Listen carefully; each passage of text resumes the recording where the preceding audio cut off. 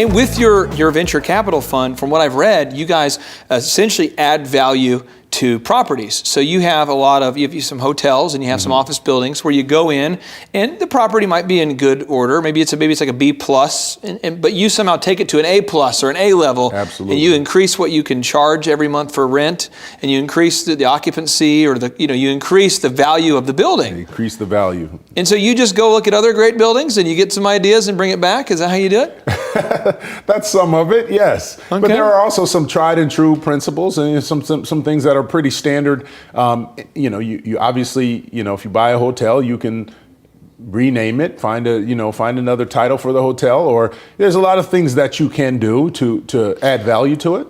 I at some point, I want to make sure that you meet Lee Cockrell, because I know at Disney World, when I met him and went out to Orlando to interview him, I was so amazed for them, all these things are so obvious that Disney World does. And Disney World is such a magical place. I mean, you can't throw trash on the ground and not have it picked up within minutes. Right. And he's like, oh, well, that's just, and he has these systems. And and that system had to come from somewhere. And I just think it's amazing how we can apply Disney World principles to real estate, or we can apply other schools' ideas to your school. That's true. It's just exciting. It's very exciting. Now, the final point here, as far as on team building, is what do we do when our followers aren't going to follow? So when they won't follow, we're trying to build this team spirit, and our followers won't follow. I'm sure on the team you occasionally had players that weren't willing to implement the game plan. What did Coach Popovich do when a player wouldn't follow the game plan? What was sort of his move? Correction is always the initial response. You first want to make sure they understand what they're supposed to be doing. So that is a real key. It's when people don't follow, a lot of times it's because they don't know what they're supposed to be doing.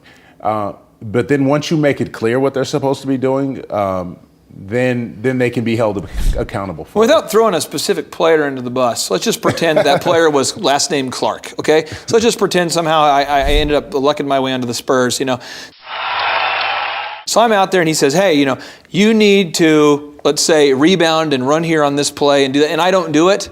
Right. I know in business owners that struggle tend to not correct immediately.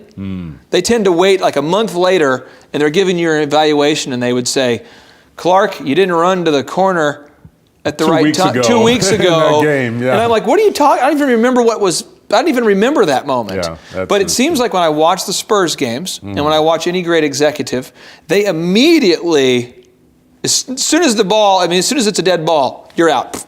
And they put him on the bench, and we have that discussion. Yeah. How did he deal with that, though? When somebody just immediately, even if they didn't know, it was an accident. Yeah. How did he deal with it, like right in the moment? Even in basketball, there are systems in place that, you don't have to embarrass the person.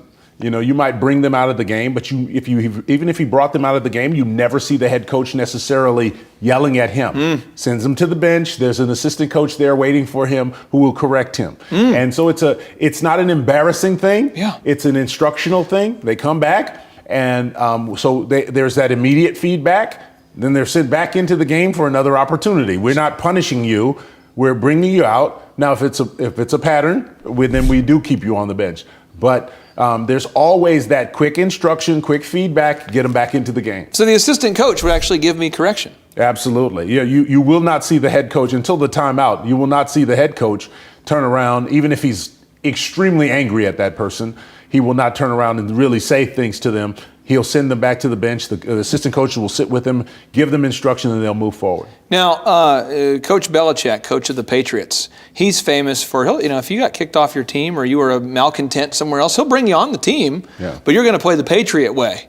Right. Now, my understanding is that if you don't play the Patriot way, you're going to get to talk to him, and it's going to be a very short conversation. You can do that if you have a strong culture. If you have already built the leadership team and you built the expectations around your organization, you can bring in challenging people. And that way there's a clear inbounds and out of bounds for those challenging people. And it's easy to determine whether they can fit or not.